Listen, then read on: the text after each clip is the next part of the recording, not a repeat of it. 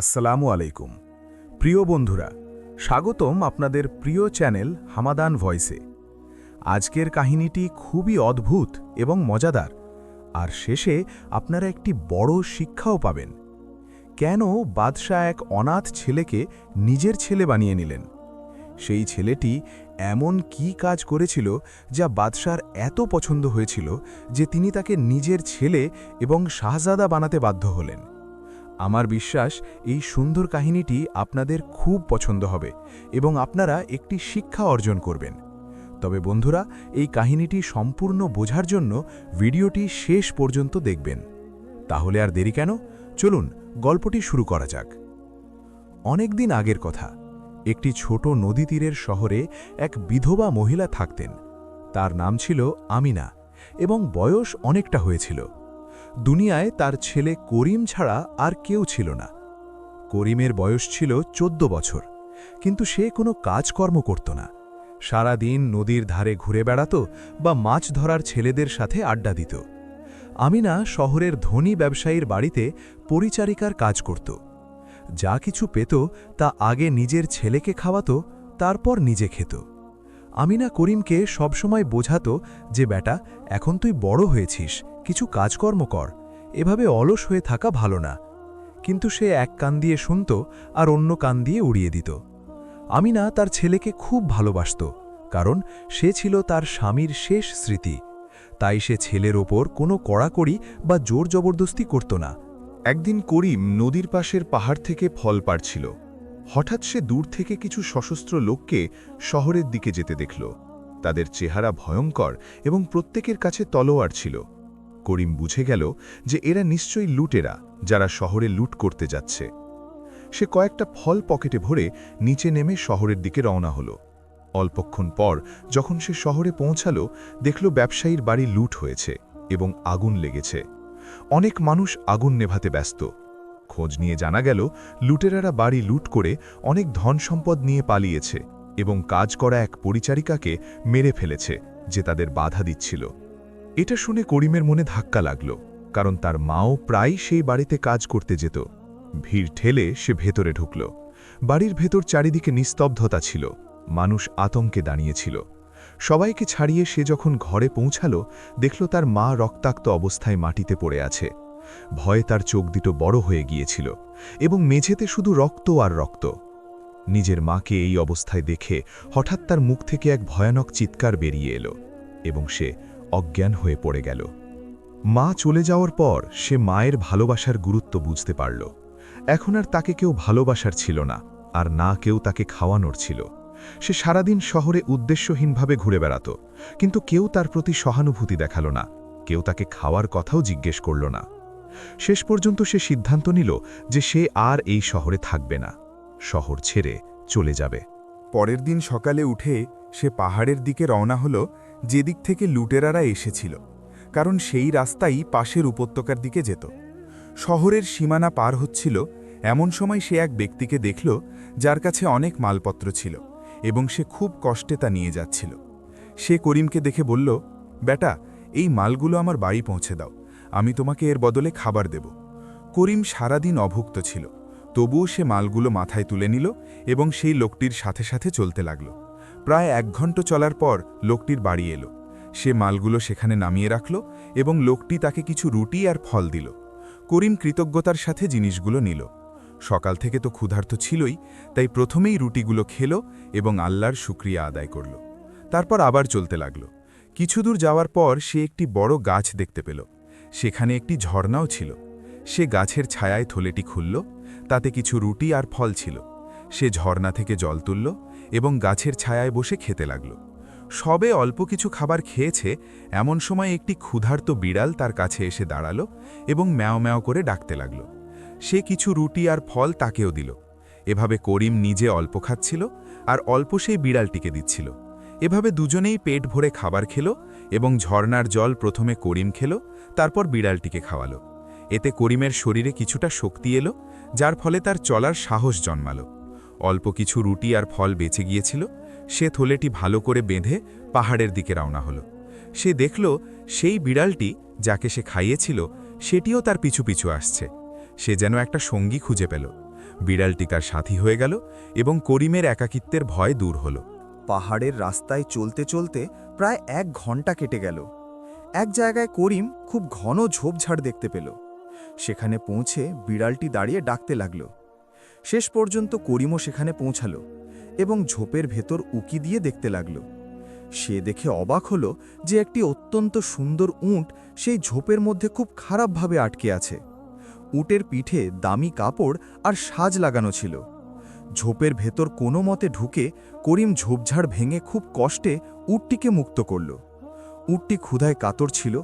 বাইরে এসেই সে সবুজ ঘাসে মুখ দিল। করিম অবাক হচ্ছিল যে এই ঘন পাহাড়ে এই সুন্দর উটটি কিভাবে এলো। যাই হোক, সে উটের লাগাম হাতে ধরল এবং সামনের দিকে চলতে লাগল। অল্প দূরত্ব পার হতেই হঠাৎ পাহাড়ের মধ্যে সে একটি দামি খঞ্জর পড়ে থাকতে দেখল। সে এগিয়ে গিয়ে খঞ্জরটি তুলে নিল। খঞ্জরের হাতলটি অত্যন্ত দামি পাথর দিয়ে বাঁধানো ছিল, যা রোদে ঝকমক করছিল। সে খঞ্জরটি মন দিয়ে দেখতে লাগল এবং ভাবতে লাগল যে এই খঞ্জরের সাথে নিশ্চয়ই উটটির কোনো সম্পর্ক আছে। যাই হোক, সে খঞ্জরটি হাতে নিয়ে এগিয়ে চলল।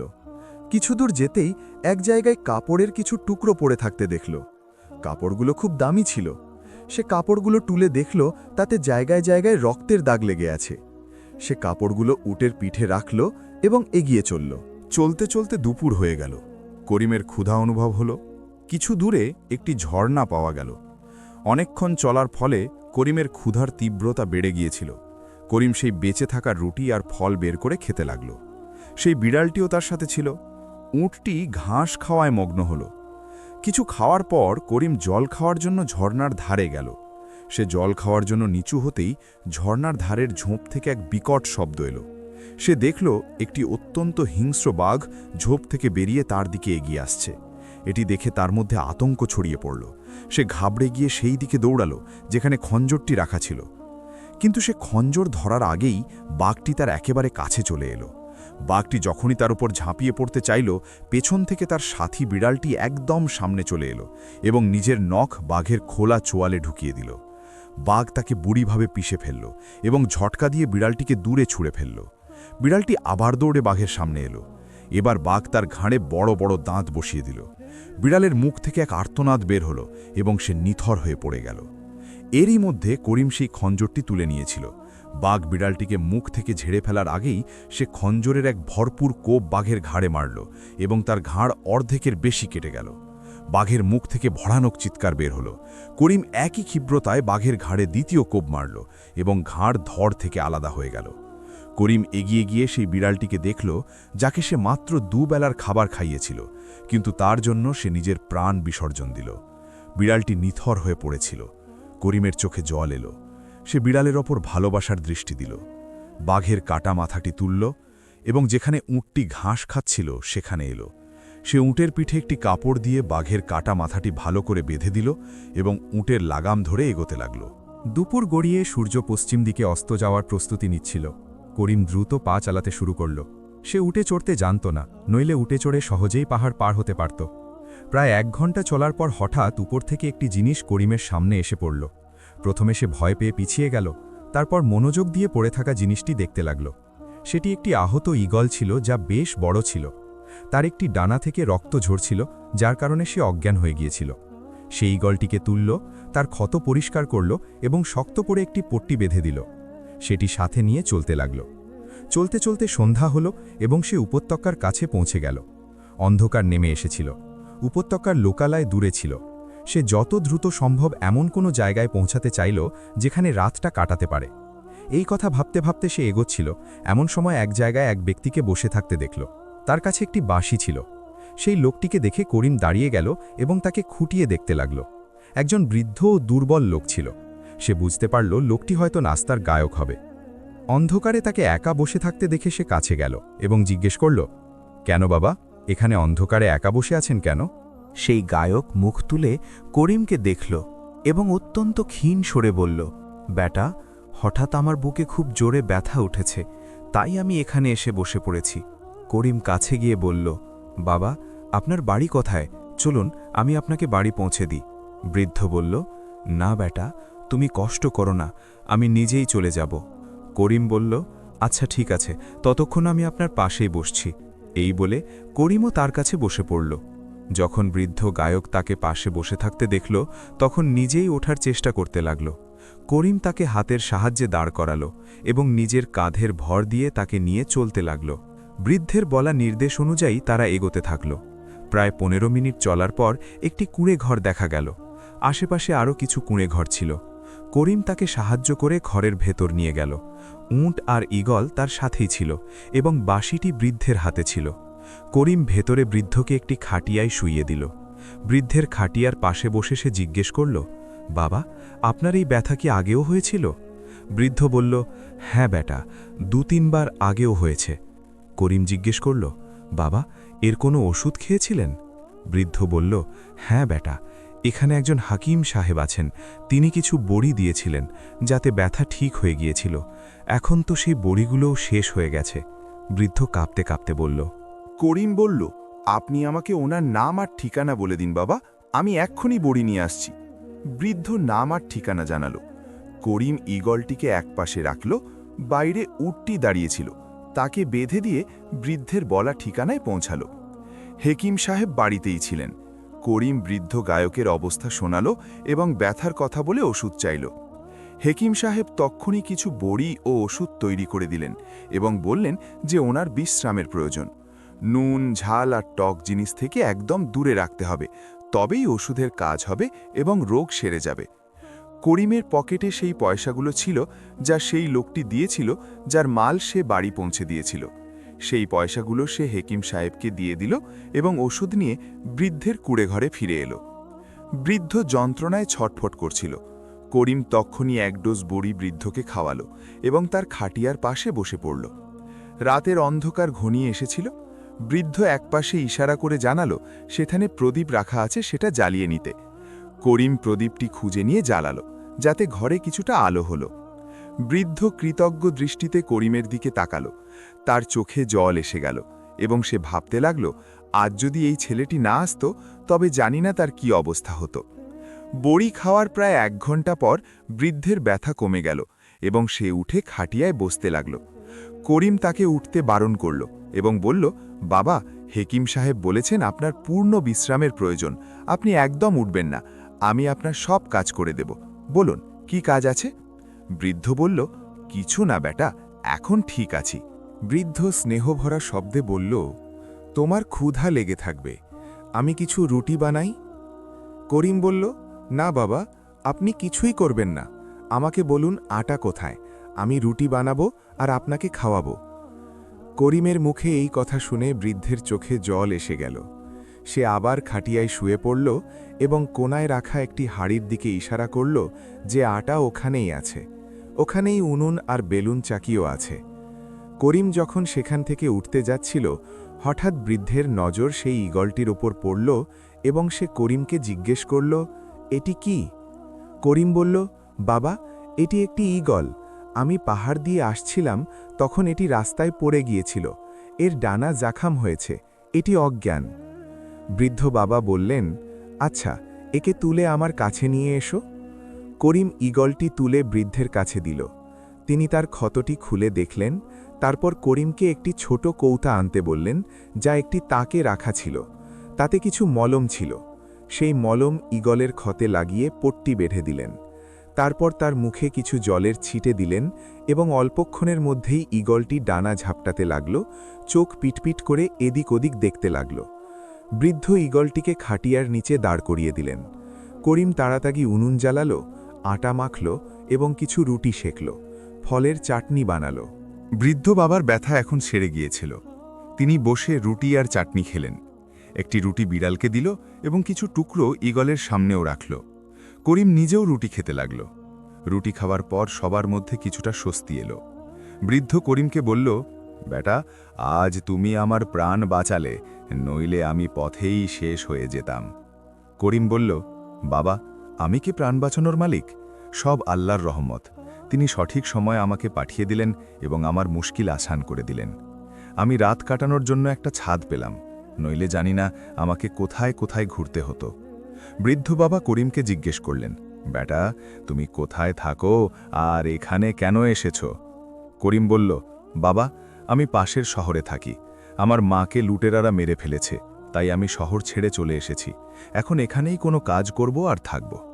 বৃদ্ধ এটি শুনে বললেন, তুমি আমার কাছেই থাকো, আমি তোমাকে গান শিখিয়ে দেব। আমরা দুজন একসাথে থাকব, ভালোভাবে দিন চলে যাবে। করিম হেসে বলল, ঠিক আছে বাবা, আমি আপনার সাথেই থাকব। তারপর একটু থেমে করিম বলল, বাবা, আমি যখন পাহাড় দিয়ে আসছিলাম তখন রাস্তায় একটি উট আর নিহায়ত সুন্দর একটি খঞ্জর পাওয়া গিয়েছিল। উটটি বাইলে বাঁধা ছিল এবং খঞ্জরটিও তার পিঠে রাখা ছিল। একটি বাঘ যখন আমাকে আক্রমণ করল তখন আমার সাথে একটি বিড়াল ছিল। সে আমার প্রাণ বাঁচালো এবং নিজে মরে গেল, কিন্তু আমার গায়ে আঁচড় পর্যন্ত লাগতে দিল না। আমি খঞ্জর দিয়ে সেই বাঘটিকে খতম করে দিলাম। সেই বাঘের কাটা মাথা, খঞ্জর, উট এবং রক্তে ভেজা কাপড়ও আমার সাথে আছে। বুড়ো বাবা এই কথা শুনলেন, তখন তার চোখ বিস্ময়ে ছানা বড়া হয়ে গেল। তিনি তক্ষুনি বললেন, জরা, ওই কাপড় আর খঞ্জর আমাকে দেখাও তো। করিম বাইরে গেল এবং কাপড়, খঞ্জর ও বাঘের মাথা বাবার সামনে এনে রাখল। দেখা মাত্রই তিনি বললেন, বেটা, তুমি অনেক বড় কাজ করেছ, তোমার ভাগ্য খুলে গিয়েছে, তুমি বড় তকদিরওয়ালা। করিম অবাক হয়ে বলল, বাবা, তা কিভাবে? বুড়ো বাবা বললেন, দেখো, এই সালতানাতের রাজার ছেলে কিছু সঙ্গীদের সাথে শিকার খেলার জন্য পাহাড়ে গিয়েছিল, কিন্তু সে রাস্তা ভুলে যায় এবং পাহাড় থেকে ফিরে আসতে পারেনি। লোকেটাকে অনেক খুঁজেছে কিন্তু পায়নি। আজ রাজার পক্ষ থেকে ঘোষণা হয়েছে যে যে কেউ তার খোঁজ দিতে পারবে তাকে ইনামে মালামাল করে দেওয়া হবে। আমার মনে হয় এই উট, কাপড় আর খঞ্জর রাজপুত্রেরই হতে পারে। ওই পাহাড়ে বাঘ তাকে মেরে ফেলেছে, আর উটটি কোথাও আটকে গিয়েছিল যা তুমি ঝোপের মধ্যে পেয়েছ। এখন তুমি কাল সকালে এই জিনিসগুলো রাজার সামনে পেশ করে সমস্ত কথা সত্যি সত্যি বলে দাও। এই কথা শুনে করিম অবাক হয়ে গেল। তার খুশিও হচ্ছিল, আবার ভয়ও লাগছিল যে না জানি রাজা তাকে কি কি প্রশ্ন করেন। যাই হোক, সে কোনো খারাপ কাজ করেনি, তাই তার মন শান্ত ছিল। রাত হলে সে মাটিতে চাটাই বিছিয়ে শুয়ে পড়ল। সকালে উঠে দেখল বুড়ো বাবা ততক্ষণে উঠে পড়েছেন। মুখ হাত ধুয়ে তারা রাজার দরবারে যাওয়ার প্রস্তুতি শুরু করলেন। বুড়ো বাবা করিমের সাথে খঞ্জর, কাপড়, উট এবং বাঘের কাটা মাথা নিয়ে প্রাসাদের দিকে রওনা হলেন। রাজপ্রাসাদে পৌঁছে দ্বাররক্ষীকে বুড়ো বাবা বললেন, আমরা রাজপুত্রের ব্যাপারে এক বড় খবর নিয়ে এসেছি। সেই মুহূর্তেই রাজাকে খবর দেওয়া হলো। রাজা দৌড়ে এলেন এবং দেখা মাত্রই রাজপুত্রের উটকে চিনে ফেললেন। কাপড় আর খঞ্জর দেখে রাজা বললেন যে এই সব জিনিস রাজপুত্রেরই। তারপর তিনি বুড়ো বাবাকে জিজ্ঞেস করলেন, হে গায়ক, তুমি এই সব জিনিস কোথায় পেলে?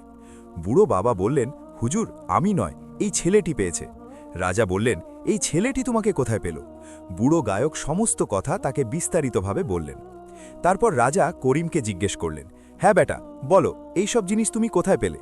করিম পাহাড়ে ঘটে যাওয়া সমস্ত ঘটনা রাজা সাহেবকে একদম সত্যি সত্যি বলে দিল। বাঘের কাটা মাথাও দেখালো এবং বিড়ালের মারা যাওয়ার কথাটিও জানালো। সব কথা শোনার পর সেই মুহূর্তেই রাজা তার সেনাপতি ও কিছু সৈনিককে সাথে নিলেন এবং করিমের সাথে সেই পাহাড়ের দিকে রওনা হলেন। সৈনিকরা ঘোড়ায় সাওয়ার ছিল এবং রাজা শাহী সাওয়ারিতে বসেছিলেন। করিমও সাথে ছিল। তারই নির্দেশনায় তারা পাহাড়ের সেই জায়গায় পৌঁছলেন যেখানে বাঘ করিমকে আক্রমণ করেছিল। বাঘের মাথাহীন দেহটি তখনও সেখানে পড়েছিল এবং মরা বিড়ালটিও সেখানে উপস্থিত ছিল। তারপর সেখান থেকে আরও সামনে এগিয়ে তারা সেই জায়গায় পৌঁছলেন যেখানে উটটি ঝোপের মধ্যে আটকে ছিল এবং যেখানে খঞ্জর ও কাপড় পাওয়া গিয়েছিল। এরপর সৈনিকরা ঝোপঝাড় ও পাথরের আড়ালে রাজপুত্রকে খুঁজতে শুরু করল। কিছুক্ষণ পর হঠাৎ এক সৈনিকের আওয়াজ শোনা গেল যে সবাইকে নিজের দিকে ডাকছিল। সবাই দৌড়ে সেই দিকে গেল। ঝোপের আড়ালে একটি বড় পাথর ছিল। সেই পাথরের পেছনে রাজপুত্রের লাশ পড়েছিল। জায়গায় জায়গা থেকে তার মাংস গায়েব ছিল। মনে হচ্ছিল যেন কোনো বুনো জানোয়ার তাকে মেরে খেয়ে ফেলেছে। বাদশাহ তরুণ রাজপুত্রের লাশ দেখে নিজেকে সামলাতে না পেরে কাঁদতে লাগলেন। সৈনিকরা লাশটিকে কাপড়ে জড়িয়ে শাহী সাওয়ারিতে রাখল এবং সবাই শহরের দিকে রওনা হল। প্রাসাদে রাজপুত্রের লাশ পৌঁছালে পুরো শহরে রাজপুত্রের মৃত্যুর খবর দাবানলের মতো ছড়িয়ে পড়ল। প্রাসাদের সমস্ত মানুষ কান্নায় ভেঙে পড়ল।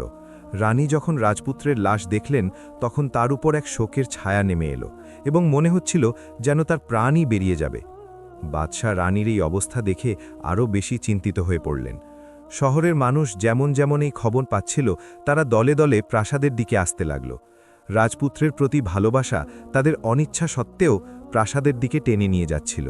প্রত্যেকে কাঁদছিল এবং সবার চোখ অশ্রুসিক্ত ছিল। সবার মুখে তার আলোচনা ছিল এবং সারা শহর শোকের আঁতুর ঘর হয়ে উঠেছিল। প্রতিটি বাড়ি ও প্রতিটি দোকানে কালো পতাকা লাগিয়ে দেওয়া হয়েছিল। সমস্ত কাজকর্ম বন্ধ হয়ে গিয়েছিল। রানী এবং রাজার অবস্থা দেখে সবাই চিন্তিত ছিল। কবিরাজ ও উজিররা তাদের দেখাশোনায় লেগেছিলেন। করিম যখন এই অবস্থা দেখল তখন সেও কান্নায় ভেঙে পড়ল। সে ভাবল যে সে যদি এই দুঃখজনক খবর না নিয়ে আসত তবে প্রাসাদের এই অবস্থা হতো না। কিছুক্ষণ সে এটাই ভাবতে থাকল এবং আফসোস করতে থাকল। তারপর বাড়ি ফিরে এলো। সন্ধে হচ্ছিল। সে বুড়ো বাবার ঝুপড়িতে পৌঁছাল। দেখল বুড়ো বাবা ঈগলের ক্ষতে পট্টি বাঁধছিলেন এবং বিড়ালটি একপাশে বসেছিল। করিমের ম্লান মুখ দেখে বাবা প্রশ্ন করলেন, কি হয়েছে বেটা? করিম বলল, বাবা, সব বরবাদ হয়ে গেল। রাজা সাহেবের রাজপুত্রের লাশ ওই পাহাড়ে পাওয়া গিয়েছে। তা দেখে রাজা ও রানী উভয়ের অবস্থা এমন যে দেখা যায় না। পুরো শহরে হাহাকার পড়ে গিয়েছে। প্রাসাদে কান্না ছাড়া আর কোনো শব্দ শোনা যায় না। যদি আমি জানতাম যে এমন অবস্থা হবে তবে এই দুঃখজনক খবর দিতাম না। না বেটা, এতে তোমার কি দোষ? বুড়ো বাবা সান্ত্বনা দিয়ে বললেন, তুমি যা জানতে তা বলে দিয়েছ। যা হওয়ার তা তো হয়েই গিয়েছিল। তুমি শুধু খবর দিয়েছ। খোদা তাদের ধৈর্য দান করুন। চলো বেটা, আমি রুটি বানিয়ে ফেলেছি, বসে খেয়ে নাও। করিম সকাল থেকে কিছু খায়নি। তার খুব খিদে পেয়েছিল। সে মুখ ধুয়ে নিল এবং রুটি ডাল বুড়ো বাবার সাথে বসে খেল। ঈগলের ক্ষত এখন কিছুটা সেরে গিয়েছিল। বাবা মলম লাগিয়ে দ্বিতীয় পট্টি বেঁধে দিয়েছিলেন। এখন সেও তাদের সাথে মানিয়ে নিয়েছিল। আজ বাবাও কাজে যাননি এবং রাজার রাজপুত্রের খবর দেওয়ার জন্য যে পুরস্কার দেওয়ার প্রতিশ্রুতি দিয়েছিলেন তাও পাওয়া যায়নি। করিমেরও পুরস্কারের লোভ ছিল না। নিয়তি তার মাধ্যমে রাজার কাছে খবর পৌঁছে দিয়েছিল মাত্র। এখন খাওয়া দাওয়া সেরে দুজনেই ঝুপড়িতে ঘুমিয়ে পড়লেন। সকালে উঠে তারা গান শোনানোর প্রস্তুতি শুরু করলেন। ঈগল আর বিড়ালকে নিয়ে করিমার বাবা শহরে এলেন। এদিক ওদিক তারা কিছু তামাশা দেখালেন, অল্প কিছু টাকা পেলেন। সন্ধ্যা হতেই তারা বাড়ি ফিরে এলেন। বাড়ি পৌঁছে করিম নিজের হাতে রুটি তরকারি রান্না করল। বাবার সাথে নিজেও খেল, বিড়াল আর ঈগলকেও খাওয়ালো। এখন এটাই তাদের রোজকার রুটিন হয়ে দাঁড়িয়েছিল যে সকালে বের হতো এবং বিভিন্ন জায়গায় গান শোনাত। যা কিছু উপার্জন হতো সন্ধ্যায় বাড়ি এসে শান্তিতে খেয়ে চেইন করে ঘুমাত। ঈগল এখন তাদের সাথে খুব মিশে গিয়েছিল। ঈগলকেও বাবা কিছু কসরত শিখিয়ে দিয়েছিলেন, যেমন সে কোনো জিনিস নখে চেপে ধরে উঠত এবং আবার নিচে চলে আসত। এর ফলে তাদের খ্যাতি চারদিকে ছড়িয়ে পড়ল এবং ঈগলের কারণে বেশি মানুষ গান শুনতে আসতে লাগল ও টাকাও বেশি পাওয়া যেতে লাগল। বাবা করিমকে বাঁশির ওপর সুর তোলা এবং দড়ির উপর হাঁটার কৌশলও ভালোভাবে শিখিয়ে দিয়েছিলেন। এইসবের কারণে তাদের আয় ভালোই হতে লাগল। বাবা করিমকে কয়েকবার বললেন যে প্রাসাদে গিয়ে দেখে আসতে রাজার কি অবস্থা, রানী সাহেবার জ্ঞান ফিরল কিনা। কিন্তু করিম সেখানে যেতে পরিষ্কার মানা করে দিল। তার পুরস্কারের লোভ তো ছিলই না, কিন্তু রাজা ঘোষণা করেছিলেন তাই তার পুরস্কার দেওয়া উচিত ছিল। তবে প্রাসাদের চারদিকে বিশৃঙ্খলা মচেছিল। এমন অবস্থায় তারা কি মনে রাখত আর কি পুরস্কার দিত? এভাবে বাবার সাথে থাকতে থাকতে এবং গান শোনাতে শোনাতে প্রায় 2 মাস কেটে গেল। এখন বিড়াল আর ঈগলের খেলা করিমই বেশি দেখাতো। সে বাবাকে একদিকে বসিয়ে দিত, তাকে বেশি কাজ করতে দিত না। খাওয়ার ক্ষেত্রেও এমন কিছু দিত না যাতে বাবার ক্ষতি হয়। একদিন তারা গান শুনিয়ে ফিরছিল যে বাবার বুকে প্রবল ব্যথা উঠল। করিম এই অবস্থা দেখে ঘাবড়ে গেল। কোনোভাবে তাকে তুলে ঝুপড়ি পর্যন্ত নিয়ে এলো এবং তাকে চারপাইতে শুইয়ে দিল। সে ওষুধের বড়ি খুঁজতে লাগলো, কিন্তু কোথাও পেল না। বাবার অবস্থা খুব খারাপ ছিল। তিনি ব্যথায় চিৎকার করছিলেন। করিম তাকে সান্ত্বনা দিল এবং কবিরাজ সাহেবের কাছে যেতে চাইল, কিন্তু বাবা তাকে থামিয়ে দিয়ে বললেন, বেটা, এখন আমার শেষ সময় চলে এসেছে। এই অবস্থায় আমাকে ছেড়ে কোথাও যেও না। না বাবা, না, করিম বলল, আমি এই গেলাম আর এক্ষুনি ওষুধ নিয়ে আসছি। আমি আপনাকে এভাবে মরতে দেব না। না বেটা, না, এখন আমাকে কোনো ওষুধ বা কোনো কবিরাজ বাঁচাতে পারবে না।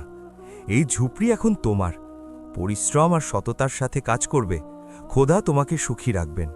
কখনো কারো ক্ষতি করবে না, অন্যের মঙ্গলের জন্য ভালো কাজ করবে। আমার কাছে তোমাকে দেওয়ার মতো কিছুই নেই, শুধু এই দোয়া আর উপদেশ আছে যা তোমাকে দিয়ে যাচ্ছে। এই জানোয়ারগুলোর খেয়াল রাখবে, নিজের রুজি থেকে ওদের ভাগও বের করবে। এদের কখনো কষ্ট দিও না। বেটা, তুমি আমাকে একবার জীবন দিয়েছিলে, একবার বাঁচিয়েছিলে। এখন এটি আমার শেষ সফর। আমি যাচ্ছি। না বাবা না, করিম কাঁদতে কাঁদতে চিৎকার করে উঠল, কিন্তু তার চিৎকার শেষ হওয়ার আগেই বুড়ো বাবার আত্মা দেহ থেকে বেরিয়ে গেল এবং করিম তার লাশ ধরে কাঁদতে লাগল। অভূত জানোয়ারগুলো কিছুক্ষণ তাদের মালিকের মৃত্যুতে চোখের জল ফেলল। সকালে প্রতিবেশীদের সাহায্যে করিম বুড়ো বাবার শেষকৃত্য সম্পন্ন করল। তাকে পাহাড়ের এক কবরস্থানে দাফন করা হলো। দুদিন সে কাজে গেল না। তৃতীয় দিন সে ঈগল আর বিড়ালকে নিল এবং আবার নিজের কাজে রওনা হলো। এভাবে তার জীবনের এক নতুন অধ্যায় শুরু হলো। এখন সে একাই ঈগল আর বিড়াল নিয়ে যেত এবং তাদের সাহায্যে গান শোনাত। যে টাকা পেত তা দিয়ে নিজে খেত, জানোয়ারদের খাওয়ালো এবং শান্তিতে ঘুমিয়ে পড়ত। একদিন সে শহরে গান শোনাচ্ছিল, তখনই বাদশার পক্ষ থেকে ঘোষণা করার জন্য কিছু লোক এলো। তারা ঘোষণা করতে লাগল যে রাজপুত্রের মৃত্যুর খবর শুনে মল্লিকার শরীর খুব খারাপ হয়ে গিয়েছে। কবিরাজরা চিকিৎসা করেছেন, কিন্তু কোনো ফল হয়নি। তাই ঘোষণা করা হচ্ছে যে যে কেউ বিপজ্জনক জলাভূমি থেকে অমৃতমূল নিয়ে আসবে তাকে বাদশাহ ইনাম ইকরাম দিয়ে মালামাল করে দেবেন। করিম এই ঘোষণা শুনলে তার মনে মল্লিকার জন্য সহমর্মিতার অনুভূতি জেগে উঠল। সে ভাবতে লাগল যে এই বিপজ্জনক জলাভূমি কোথায় এবং অমৃতমূল কেমন হয় তা হাসিল করার উপায় কি। সন্ধ্যায় সে গান শুনিয়ে বাড়ি ফিরল। রুটি রান্না করে নিজে খেল এবং ঈগল আর বিড়ালকে খাওয়ালো। তার ঝুপড়ির পাশেই একজন বৃদ্ধ লোক বাস করতেন। আব্দুল রহিম ছিল তার নাম। তার বয়স ৮০ বছরের কাছাকাছি ছিল এবং তিনি দেশের সমস্ত প্রান্ত ভ্রমণ করেছিলেন। যৌবনকালে তিনি সেনাবাহিনীতে এক বীর সৈনিক ছিলেন। এখন অবসরের জীবন কাটাচ্ছিলেন। করিম মাঝে মাঝে তার কাছে যেত এবং তিনি তাকে নিজের জীবনের গল্প শোনাতেন। আজ বাদশার পক্ষ থেকে এই ঘোষণা শুনে করিম ভাবল যে মল্লিকার প্রাণ বাঁচানোর জন্য যদি অমৃতমূল হাসিল করা যায় তবে তা এক বড় কাজ হবে, কারণ তারই খবর শোনানোর ফলে মল্লিকার এই অবস্থা হয়েছে। এই ভেবে সে আব্দুল রহিম চাচার বাড়িতে গেল। আব্দুল রহিম ঝুপড়িতে চা খাচ্ছিলেন। করিম তাকে সালাম জানালো এবং নিজের আসার উদ্দেশ্য বলল। আব্দুল রহিম তাকে বললেন যে বিপজ্জনক জলাভূমি ঝড়ের নদীর ওপারে, আর ঝড়ের নদীর গতি এতই তীব্র যে কেউ তা সাঁতরে পার করতে পারে না, আবার নৌকার সাহায্যও পার করা সম্ভব নয়। জলাভূমির ওপর নানা ধরনের বিষাক্ত জানোয়ার থাকে, সাপ, বিছে, কুমির ইত্যাদি। যদি কেউ সেখানে পৌঁছতেও পারে তবে সে বেঁচে ফিরে আসতে পারে না। জলাভূমির উপত্যকায় ছোট ছোট সবুজ রঙের ঝোপঝাড় থাকে, যাতে সোনালি রঙের ছোট ছোট মূল ফোটে। ওই মূলগুলোকেই অমৃতমূল বলে। এই মূল একদিনের জন্য ফোটে এবং দ্বিতীয় দিন শুকিয়ে গাছ থেকে পড়ে যায়। ওই মূলগুলোকে যদি জলের ভেতরে রাখা যায় তবে কিছুদিন তা ভালো থাকে। ওই মূলের সাহায্যে যে কোনো ধরনের অচেতন বা সংকটজনক অবস্থা কিছুক্ষণেই দূর হয়ে যায়, কিন্তু সেগুলো হাসিল করা নিজের জীবনকে বাজি রাখার সমান। মল্লিকার অসুখের জন্য অমৃতমূল হাসিল করার চেষ্টা অনেক সাহসী লোক করেছেন, কিন্তু কেউ সফল হননি। করিম জিজ্ঞেস করল, রহিম চাচা, এই জলাভূমিটি কোন দিকে? আব্দুল রহিম জবাব দিলেন, বেটা, এই জলাভূমি আমাদের দেশের দক্ষিণে অবস্থিত। এখান থেকে একদিন ও এক রাতের রাস্তা পার করার পর একটি জলাভূমি পাওয়া যায়, যা কাদামাটির, তাই একে কাদা জলাভূমি বলে। এর পূর্বে একটি খাদ আছে এবং সেখান দিয়ে নেমে দক্ষিণ দিকে যাওয়ার পর একটি ময়দান পাওয়া যায়। ময়দানে অনেক মজবুত ও উঁচু উঁচু গাছ আছে। তারপর নদী পাওয়া যায়। নদীর চওড়া অনেক বেশি এবং জলের স্রোত এতই তীব্র যে ভালো থেকে ভালো সাঁতারুও তা পার করতে পারে না। করিম জিজ্ঞেস করল, নদীর অন্য পাড়ের জলাভূমির দূরত্ব কতটুকু? আব্দুল রহিম বললেন, একেবারে জলাভূমি ঘেঁষেই ঝড়ের নদী বয়ে চলেছে। জলাভূমি জায়গায় জায়গায় কাদা এবং বড় বড় গাছের শিকড় বেরিয়ে আছে, সেগুলো দিয়ে কোনো মানুষ সহজে ওপরে উঠতে পারে না। সব শোনার পর করিম বলতে লাগল, আচ্ছা, এবার আমি চলি রহিম চাচা, আপনাকে অনেক ধন্যবাদ যে আপনি আমাকে এত ভালো তথ্য জানালেন। আব্দুল রহিম বললেন, ঠিক আছে বেটা, কিন্তু তুমি এই সব কেন জিজ্ঞেস করছো? মল্লিকার শরীর খারাপ, উনার জন্য অমৃতমূলের দরকার, তাই আমি জিজ্ঞেস করছিলাম। আব্দুল রহিম করিমকে জিজ্ঞেস করলেন, তুমি কি সেখানে যেতে চাও? করিম বলতে লাগল, হ্যাঁ ভাবছি তো। আমার খবর শোনানোর কারণেই মল্লিকা অচেতন হয়েছেন, তাই আমি জীবনের ঝুঁকি নিয়ে হলেও ওই মূল হাসিল করব। আব্দুল রহিম বললেন, অনেক কঠিন কাজ বেটা, বরং অসম্ভব। যাই হোক রহিম চাচা, আমি তো সেখানে যাব এবং অমৃতমূল হাসিল করার চেষ্টা করব। এতটুকু বলে করিম সেখান থেকে উঠে চলে এলো এবং চারপাইতে শুয়ে পড়ল। সে ভাবতে লাগল কিভাবে ঝড়ের নদী পার করে বিপজ্জনক জলাভূমিতে পৌঁছানো যায় এবং অমৃত মূল হাসিল করা যায়। সে অনেক রাত পর্যন্ত জেগে ভাবল কি উপায় হতে পারে, অনেক ভাবল, মাথায় জোর দিল, কিন্তু কিছুই বুঝতে পারল না। রাতে সে স্বপ্ন দেখল যে সে বাতাসে উড়ে যাচ্ছে এবং ঝড়ের নদী পার করে বিপজ্জনক জলাভূমিতে পৌঁছে গিয়েছে। অনেক কষ্টে খুঁজে সে অমৃতমূল হাসিল করল এবং জলের একটি ঘটিতে তা বন্দি করে একইভাবে উড়ে ফিরে আসছিল যে হঠাৎ তার ওড়ার শক্তি শেষ হয়ে গেল এবং সে দ্রুত নিচে পড়ে ঝড়ের নদীতে ডুবে গেল। তার মুখ থেকে এক চিৎকার বেরোল এবং তার চোখ খুলে গেল। সে উঠে কিছু দুয়া পড়ল, জল খেল এবং আবার শুয়ে পড়ল।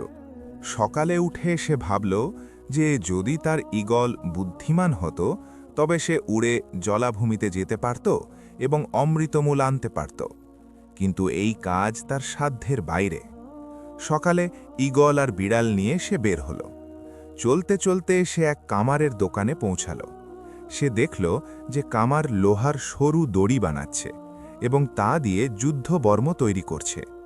সে নিজের গান শোনানো ভুলে গিয়ে তার কাজ মনোযোগ দিয়ে দেখতে লাগল। হঠাৎ তার মাথায় এক বুদ্ধি এলো। সে ভাবল যে যদি লোহার একটি সরু দড়ি তৈরি করা যায় এবং তা জলাভূমি থেকে নদীর ওপর পর্যন্ত বেঁধে দেওয়া যায়, তবে দড়ির ওপর দিয়ে পিছলে জলাভূমিতে যাওয়া যাবে এবং ফিরেও আসা যাবে, কারণ বুড়ো বাবা তাকে দড়ির ওপর চলা এবং পিছলে যাওয়ার কসরত ভালোভাবে শিখিয়ে দিয়েছিলেন। এই সব ভেবে সে কামারের কাছে গেল এবং তাকে সালাম করে তার পাশে বসে পড়ল। সে বলল, চাচাজি, আপনি আমার একটি কাজ করবেন? হ্যাঁ হ্যাঁ, বলো কি কাজ? কামার বলল। চাচাজি, আমার একটি সরু এবং মজবুত দড়ি চাই, এত মজবুত যে আমি যদি তাতে ঝুলে পড়ি তবে যেন না ছেড়ে এবং ওজনও যেন বেশি না হয়। কামার কিছুক্ষণ ভাবল এবং বলল, হ্যাঁ, এমন দড়ি তৈরি করা সম্ভব। পরবর্তী ধাপে সে এই দড়ি ব্যবহারের পরিকল্পনা করতে লাগল। খুব একটা কঠিন কাজ নয়, কত বড় দড়ি লাগবে? করিম জিজ্ঞেস করল। কামার উত্তরে বলল, আমার প্রায় 200 গজ লম্বা দড়ি চাই, চিকন, মজবুত আর হালকা। কামার জানালো, ঠিক আছে, আমি তোমাকে এমন দড়ি তৈরি করে দিতে পারি, কিন্তু সেটার দাম বেশি হবে, একদম খাঁটি লোহা দিয়ে বানানো হবে।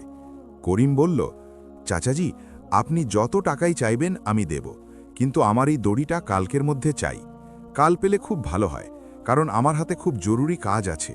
এটা একজনের অত্যন্ত মূল্যবান জীবনের প্রশ্ন।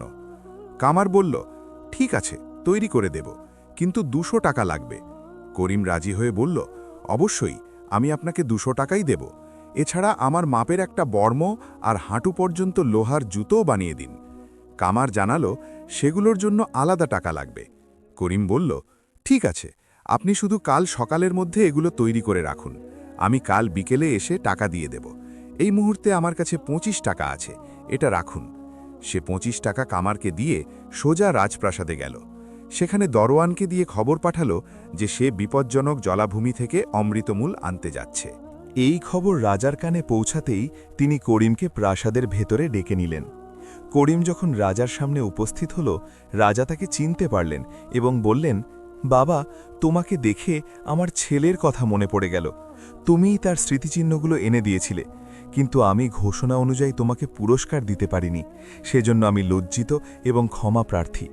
ছেলের মৃত্যু আর রানীর অসুস্থতার চিন্তায় আমি সব ভুলে গিয়েছিলাম, আমাকে ক্ষমা করে দাও বাবা। রাজা একথা বলে কেঁদে ফেললেন। করিম বিনীতভাবে বলল, হুজুর, আমি এমন কোনো মহৎ কাজ করিনি, ভাগ্যক্রমে জিনিসগুলো পেয়েছিলাম তাই আপনার কাছে পৌঁছে দিয়েছি। আমি যদি সেই দুঃসংবাদ না দিতাম তবে হয়তো এত বড় দুর্ঘটনা ঘটত না। রানীর অসুস্থতার জন্য আমি নিজেকেই দায়ী মনে করছি। এখন অমৃতমূল খুঁজে আনাই আমার জীবনের একমাত্র লক্ষ্য। করিমের কথা শুনে রাজা অবাক হলেন এবং বললেন, বাবা, বিপজ্জনক জলাভূমিতে পৌঁছনো আর অমৃতমূল পাওয়া অসম্ভব কাজ। আমার রাজ্যের কত বড় বড় বীর এই কাজে গিয়ে প্রাণ হারিয়েছে। তুমি এখনো ছোট, নাদান, নিজের জীবন বিপন্ন করো না, এই জেদ ছেড়ে দাও। করিম জেদ মিশিয়ে বলল, হুজুর, আমি একটি বুদ্ধি বের করেছি যাতে আমি সফল হব। সে তার বিড়াল আর ঈগলের দিকে ইশারা করল। রাজা বললেন, এই ছোট ছোট প্রাণী তোমাকে কি সাহায্য করবে? আমি আবারও বলছি, তুমি পুরস্কার নিয়ে সুখে থাকো, এই বিপজ্জনক পথে যেও না। করিম জানালো যে সে রানীর অসুস্থতার জন্য নিজেকে দায়ী মনে করে এবং আল্লাহর রহমতে সে সফল হবেই। শেষ পর্যন্ত রাজা রাজি হলেন এবং সাহায্যের কথা জিজ্ঞেস করলেন। করিম শুধু 400 টাকা চাইল। রাজা অবাক হয়ে তাকে 500 টাকা দিলেন এবং বললেন, যদি 4 দিনের মধ্যে ফিরে না আসো তবে আমরা ভাবব তুমি মারা গিয়েছ, আর যদি বেঁচে থেকেও অমৃতমূল আনতে না পারো তবে এই দেশে আর মুখ দেখিও না। করিম সব শর্ত মেনে নিয়ে টাকা নিয়ে কামারের কাছে গেল। সেখানে তার পছন্দমতো মজবুত দড়ি, বর্ম আর লোহার জুতো তৈরি করালো, সাথে 2টি বড় কাঁটার গুচ্ছ বানিয়ে নিল। রাত হয়ে যাওয়ায় সে কামারকে পুরো টাকা মিটিয়ে দিয়ে কিছু খাবার কিনে বাড়ি ফিরল। পরদিন ভোর 4টে উঠে নাস্তা সেরে ব্যাগ গুছিয়ে সে সোজা আব্দুল রহিমের বাড়িতে গেল। তাকে নিজের কুঁড়েঘর আগলে রাখার অনুরোধ করল এবং বলল, যদি তার ঈগল বা বিড়াল কোনো খবর নিয়ে আসে তবে যেন তিনি ব্যবস্থা নেন। আব্দুল রহিম তাকে সাহস দিলেন এবং পথ বুঝিয়ে বিদায় দিলেন। করিম তার পিঠে দড়ি, বর্ম আর কাঁটার গুচ্ছ ভর্তি ব্যাগটি বেঁধে নিয়ে ঈগল আর বিড়ালকে সাথে নিয়ে জলাভূমির দিকে রওনা হল। ঈগল আকাশে উড়ছিল আর বিড়াল লাফিয়ে লাফিয়ে চলছিল। ঈগলটিকে আগে থেকেই শেখানো হয়েছিল কিভাবে দ্রুত ছোঁ মেরে নিচ থেকে বিড়ালকে নখ দিয়ে তুলে নিয়ে আবার উপরে উড়াল দিতে হয়। পথে করিম দ্রুত হাঁটছিল আর তার 2 সঙ্গী তাকে সঙ্গ দিচ্ছিল। দুপুরে খেয়ে নিয়ে তারা আবার পথ চলতে শুরু করল। করিমের কাছে প্রতিটি মুহূর্ত ছিল মূল্যবান, কারণ তাকে 2 দিনের মধ্যে পৌঁছাতে হবে এবং 3য় দিনে মূল নিয়ে ফিরতে হবে। রাত 12টার দিকে করিম সেই প্রমত্তা ঝড়ের নদীর তীরে পৌঁছাল। ক্লান্ত হয়ে সে নদীর ধারের নরম ঘাসে গভীর ঘুমে তলিয়ে গেল। ঈগল আর বিড়াল গাছের ডালে বসে তাকে পাহারা দিতে লাগল। সকালে সূর্যের আলো মুখে পড়তেই তার ঘুম ভাঙল। নদীর প্রবল স্রোতের শব্দে চারপাশ মুখরিত ছিল। সে নদীর জলে হাত মুখ ধুয়ে নিল। এরপর করিম লোহার দড়ির এক প্রান্তে কাঁটার গুচ্ছটি ভালো করে বেঁধে ঈগলকে উড়াল দেওয়ার ইশারা করল।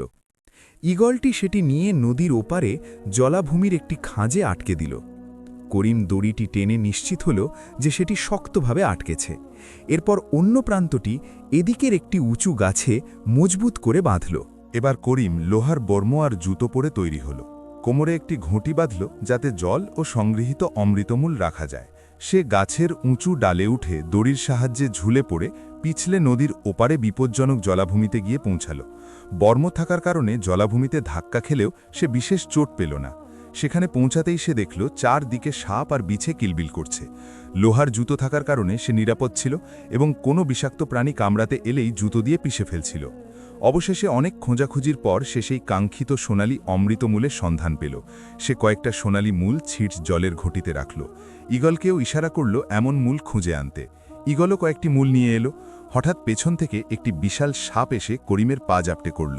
সাপটি এতটাই শক্তিশালী ছিল যে করিম নড়ার সুযোগ পাচ্ছিল না। ঈগলটি এসে সাপের গায়ে ঠোকর দিলেও তার চামড়া শক্ত হওয়ায় কোনো কাজ হচ্ছিল না।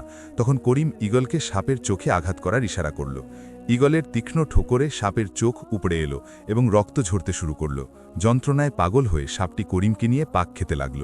ঠিক সেই মুহূর্তে ঈগলটি সাপের অন্য চোখে আক্রমণ করে বসল এবং সাপটি পুরোপুরি অন্ধ হয়ে গেল। যন্ত্রণায় কিছুক্ষণের জন্য তার বাঁধন আলগা হয়ে পড়ল। ঠিক সেই সুযোগে করিম নিজের কোমর থেকে খঞ্জর বের করে সাপের পেটে কয়েকবার আঘাত করল। এতে তার শরীর জায়গায় জায়গায় কেটে গেল এবং কিছুক্ষণের মধ্যেই সাপটি নিথর হয়ে গেল। তার বাঁধন পুরোপুরি খুলে গেলে করিম উঠে দাঁড়াল। এখন তার কাছে যথেষ্ট মূল জমা হয়েছিল, তাই সে ফিরে যাওয়ার প্রস্তুতি নিতে শুরু করল। করিম খঞ্জর আর ঘটিটা ভালো করে কোমরে বাঁধল এবং ধীরে ধীরে নিচে নেমে সেই জায়গায় এলো যেখানে কাঁটার গুচ্ছটি আটকে ছিল। সেখান থেকে সে কাঁটার গুচ্ছটি ছাড়িয়ে নিয়ে জলাভূমির উপরের দিকে উঠতে লাগল। জলাভূমির অনেকটা উপরে পৌঁছে যখন সুতোর মাথাটি গাছের মগডাল থেকে উঁচুটে উঠে গেল, তখন সে আবার এক জায়গায় কাঁটার গুচ্ছটি শক্ত করে আটকে দিল। এরপর দড়ির উপর কপিকল রাখল এবং সেই মজবুত দড়িতে ঝুলে দ্রুত পিছলে আবার সেই গাছে ফিরে এলো। ঈগলটিও উড়তে উড়তে তার সাথে সাথে ময়দানে ফিরে এলো। গাছে পৌঁছানোর পর করিম গাছের ওপর বাঁধা দড়িটি খুলে দিল এবং গাছ থেকে নিচে নেমে এলো। তার সঙ্গী বিড়ালটি ততক্ষণ পর্যন্ত মালামালের কাছে বসে পাহারা দিচ্ছিল। গাছ থেকে নিচে নামার পর করিম লৌহবর্ম আর লোহার জুতো জোড়া খুলে ফেলল। সেগুলো খুলে সে খুব আরাম বোধ করল, কারণ ওগুলোর ওজন অনেক বেশি ছিল এবং তার খুব কষ্ট হচ্ছিল। এখন তাকে সেই বিপজ্জনক জলাভূমি থেকে দড়িটি ফিরিয়ে আনতে হবে। দড়ির এক প্রান্ত তো তার কাছেই ছিল, কিন্তু অন্য প্রান্তের কাঁটার গুচ্ছটি জলাভূমির খাঁজে আটকে ছিল। ওটা ফিরিয়ে আনার জন্য সে ইশারায় ঈগলটিকে বুঝিয়ে বলল। ঈগলটি তার কথা বুঝতে পারল এবং উত্তাল নদী পার হয়ে ওই জলাভূমির কাছে পৌঁছাল। সে নিজের ঠোঁট দিয়ে কাঁটার গুচ্ছটি বের করার চেষ্টা করতে লাগল, কিন্তু গুচ্ছটি ডালপালার মধ্যে এমনভাবে আটকে ছিল যে ঈগলের শত চেষ্টাতেও বের হচ্ছিল না। অবশেষে ঈগল গুচ্ছটিকে পেছনের দিকে টেনে এক হ্যাচকা টানে উপরে তুলল। গুচ্ছটি বেরিয়ে তো এলো, কিন্তু তার ঠোঁট থেকে ফসকে নিচে পড়ে গেল।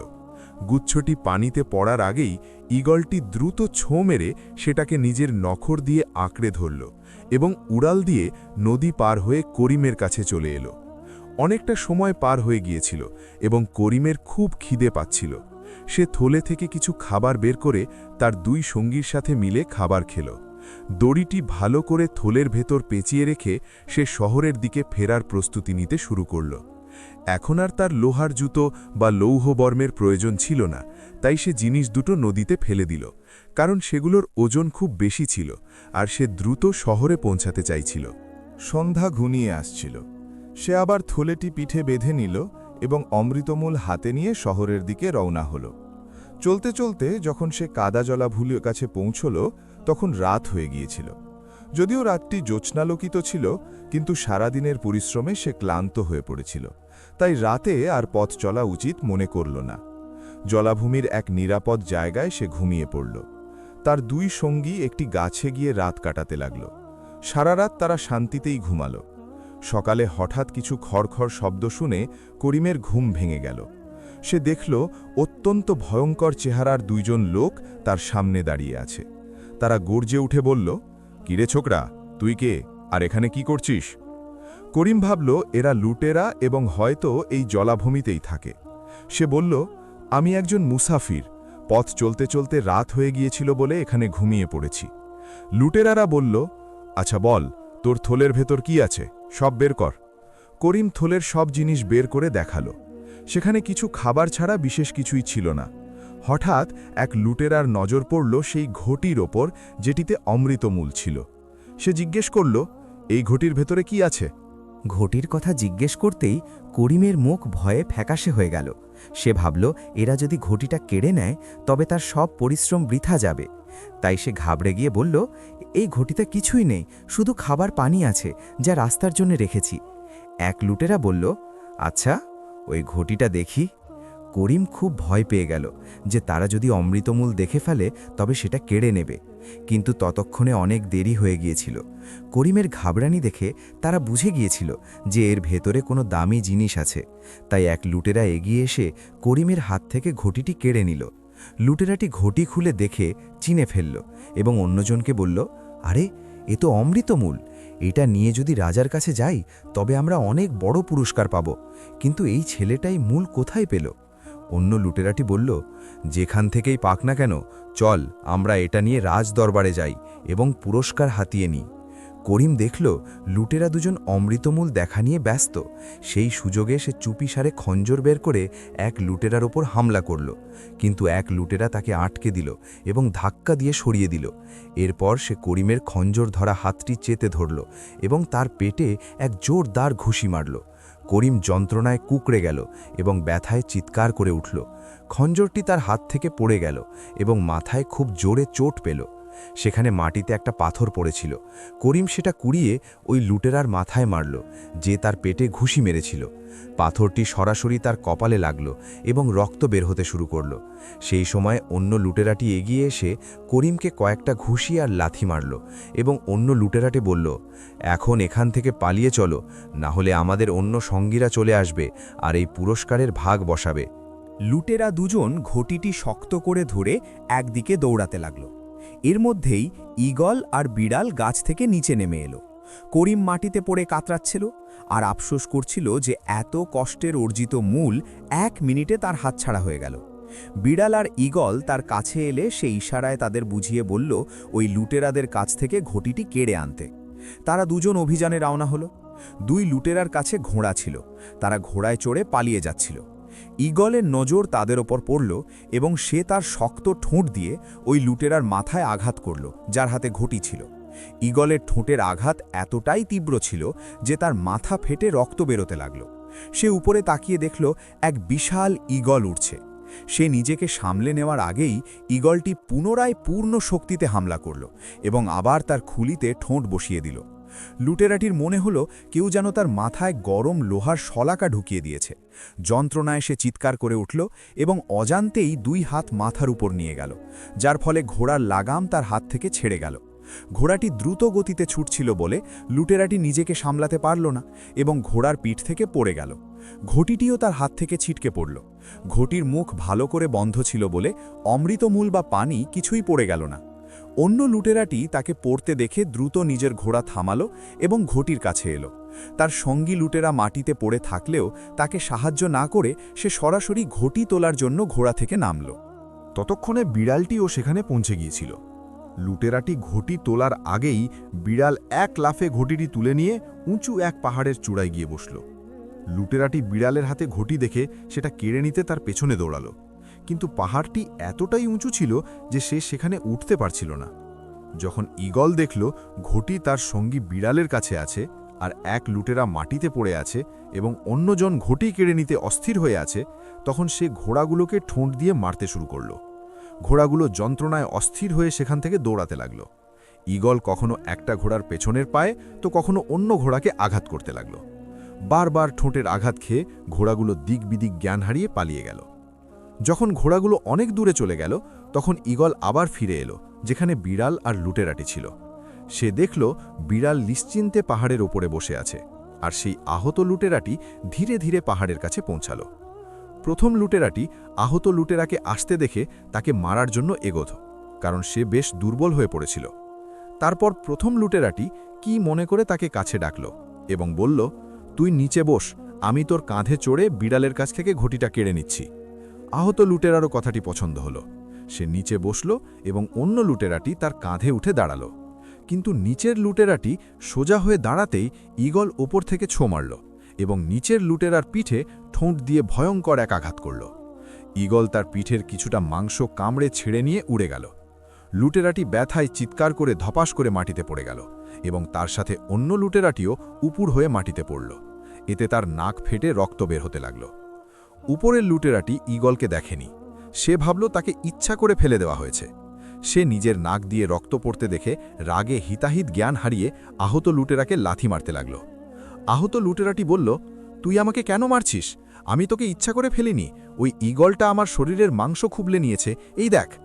এ কথা বলে সে নিজের ক্ষত দেখালো এবং গাছের ডালে বসে থাকা ঈগলটির দিকে ইশারা করল। 2 লুটেরাই ঈগলের দিকে তাকাতে লাগল এবং বিড়ালের কথা ভুলে গেল। সেই সুযোগে বিড়াল ধীরে ধীরে নিচে নেমে এলো এবং ঘটিটি পাহাড়ের ওপরই রেখে দিল। সে 2 লুটেরার কাছাকাছি এলো এবং এক লাফে সেই লুটেরার নাকে এক জোরালো চড় মারল, যার নাক ফেটে গিয়েছিল। এরপর নাচতে নাচতে আবার পাহাড়ে গিয়ে বসল। বিড়ালের চড় নাকে লাগতেই সেই লুটেরাটি যন্ত্রণায় চিৎকার করে উঠল, ওরে আমার নাক, বিড়ালটা আমার নাক কেটে ফেলল। সে বিড়ালকে ধরার জন্য পাহাড়ের দিকে দৌড়াল এবং তার পেছনে অন্য লুটেরাটিও ছুটল। ঠিক তখনই ঈগল আবার এক ছো মারল এবং আহত লুটেরার মাথায় গভীর এক আঘাত করল। সেখানে আগে থেকেই ক্ষত ছিল। দ্বিতীয় আঘাতে সে যন্ত্রণায় ছটফট করতে লাগল। সে কি করবে বুঝতে না পেরে পাথর তুলে ঈগলের দিকে ছুড়ল, কিন্তু ঈগল এত উঁচুতে উঠছিল যে পাথর সেখানে পৌঁছানো অসম্ভব ছিল। ওদিকে অন্য লুটেরাটি সেই পাহাড়ে ওঠার চেষ্টা করছিল যেখানে বিড়াল বসেছিল। সে যখন ধীরে ধীরে ওপরে ওঠার চেষ্টা করছিল তখন বিড়াল অন্য দিক দিয়ে নেমে এসে লুটেরার পায়ে কামড় দিল, যার ফলে লুটেরাটি নিচে পড়ে গেল। এরপর বিড়াল নিশ্চিন্তে পাহাড়ে গিয়ে বসল। ঈগল গাছের ওপর থেকে অন্য আহত লুটেরাকে লক্ষ্য করছিল। পাথর মারার পর লুটেরাটি সেখান থেকে পালানোই শ্রেয় মনে করল। ঈগল যখন তাকে পালাতে দেখল তখন সে তার মাথার ওপর দিয়ে উঠতে লাগল লুটেরাটি তাকে দেখে 2 হাত দিয়ে মাথা ঢেকে দৌড়াতে লাগল। ঈগল যখন একবার ছো মারল, সে ভয়ে চোখ বন্ধ করে ফেলল। ঠিক সেই মুহূর্তে লুটেরাটির পা এক পাথরে ধাক্কা খেল এবং সে এক গভীর খাদে পড়ে গেল। অন্যদিকে বিড়াল অন্য লুটেরাটির পেছনে লেগেছিল। সে অনেক ছোট ছোট পাথর জমিয়ে ফেলেছিল। লুটেরাটি যখনই পাহাড়ে ওঠার চেষ্টা করত, বিড়াল একটি পাথর ছুঁড়ে মারত। অবশেষে লুটেরাটি ভয় পেয়ে সেখান থেকে পালিয়ে গেল। যখন দুজনেই চলে গেল, তখন ঈগল আর বিড়াল পাহাড়ের চূড়ায় এলো। ঈগল নিজের নখর দিয়ে ঘটিটি তুলে নিয়ে উড়াল দিল করিমের দিকে। বিড়ালও লাফাতে লাফাতে চলল এবং কিছুক্ষণ পর দুজনেই করিমের কাছে পৌঁছে গেল। করিম ঘটিটি দেখে নিশ্চিন্ত হল এবং বুঝতে পারল তার বন্ধুরা লুটেরাদের তাড়িয়ে দিয়েছে। এভাবে লুটেরাদের কারণে তার প্রায় 3 ঘন্টা নষ্ট হল। সকাল 11টা বেজে গিয়েছিল। আজ ছিল তৃতীয় দিন। তাকে আগামীকালের মধ্যে রাজার কাছে মূল পৌঁছে দিতে হবে। সে দ্রুত এগিয়ে চলল। চলতে চলতে তারা পাহাড় থেকে নিচে নেমে এলো। মাথার ওপর সূর্য জ্বলজ্বল করছিল এবং রোদ খুব তেজ ছিল। দুপুর হয়ে গিয়েছিল। করিমের খিদে পাচ্ছিল এবং তার সঙ্গীরাও ক্ষুধার্ত ছিল। একটি বিশাল গাছের নিচে সে বসল। পাশেই একটি ঝর্ণা বয়ে যাচ্ছিল। ঝর্ণায় দিয়ে সে হাত মুখ ধুয়ে নিল এবং থলে থেকে খাবার বের করে নিজে খেল এবং সঙ্গীদেরও খাওয়ালো। খাওয়া শেষ করে করিম আবার ঝর্ণার কাছে গিয়ে হাত মুখ ধুয়ে পানি পান করল। পানি খেয়ে সে বসতেই দেখল ঝর্ণার অন্য পারে একজন লোক বালতি করে পানি নিয়ে যাচ্ছে। সে ভাবল, এই নির্জন জায়গায় লোকটা পানি নিয়ে কোথায় যাচ্ছে? তার মনে কৌতূহল হল এবং সে নিঃশব্দে লোকটির পিছু নিল। কিছুটা দূরে যাওয়ার পর লোকটি পাহাড়ের খাঁজে লোকানো একটি বাড়িতে প্রবেশ করল। বাড়িটি এমনভাবে তৈরি যে বাইরে থেকে সহজে দেখা যেত না, কিন্তু সামনের পাহাড়টি পার হলেই তা চোখে পড়ত। বেশ কিছুক্ষণ সাবধানে চলার পর সেই পথটি একটি বড় হলের কাছে গিয়ে শেষ হল।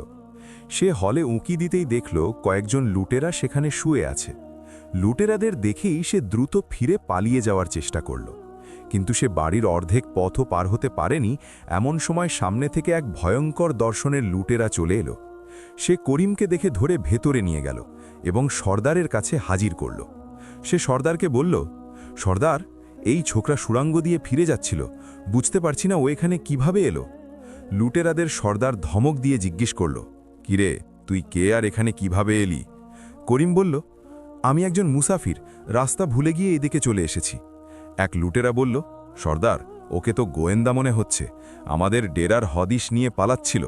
আমাদের 2 সঙ্গী সাঙল আর সেরাও সকাল থেকে বেরিয়েছে, এখনও ফেরেনি। হতে পারে এই ছোকরাই তাদের ধরিয়ে দিয়েছে। এ কথা শুনে সর্দার রাগে ফেটে পড়ল এবং তার এক সঙ্গীকে বলল করিমকে বেঁধে ফেলতে। তারা তাকে দড়ি দিয়ে বেঁধে ফেলল এবং 4 দিক থেকে লাথি ঘুষি মারতে শুরু করল। তারা তাদের সঙ্গীদের হদিশ জিজ্ঞেস করতে লাগল, কিন্তু করিম কিছুই বলল না। এরপর সর্দার পরে আসা লুটেরাটিকে জিজ্ঞেস করল, হ্যাঁ রে গঙ্গু, হীরাগড় থেকে কোনো খবর এনেছিস? গঙ্গু বলল, সর্দার, হীরাগড়ের মেয়ের বিয়ে, যৌতুক হিসেবে সে লাখ লাখ টাকার গয়না জিনিসপত্র দিচ্ছে। বরযাত্রী চলে এসেছে এবং সন্ধ্যায় রওনা হবে। এখনই যদি আমরা হামলা করি তবে প্রচুর ধনসম্পদ হাতে আসবে। এ কথা শুনে সর্দারের চোখ খুশিতে চিকচিক করে উঠল। সে তক্ষুনি সব লুটেরাকে প্রস্তুতির হুকুম দিল। দ্রুত সবাই তলোয়ার আর বল্লম নিয়ে ঘোড়ায় চড়ে যাওয়ার জন্য তৈরি হল। যাওয়ার আগে সর্দার করিমকে বলল, ছোকরা, আমরা সন্ধ্যায় ফিরব। যদি তুই সব সত্য সত্য উগরে দিস তবে ভালো, না হলে তোর হাড় মাংস আলাদা করে জঙ্গলের জানোয়ারদের খাওয়াবো। তারা অনেক দিন মানুষের মাংসের স্বাদ পায়নি। এ কথা বলে তারা সবাই সুড়ঙ্গ পথ দিয়ে বেরিয়ে গেল। ওদিকে করিমের হাত পা বাঁধা ছিল এবং সে মেঝেতে পড়েছিল। সে না পারছিল দাঁড়াতে, না পারছিল হাঁটতে। এখন সে নিজের ভুলের মাসুল টের পাচ্ছিল।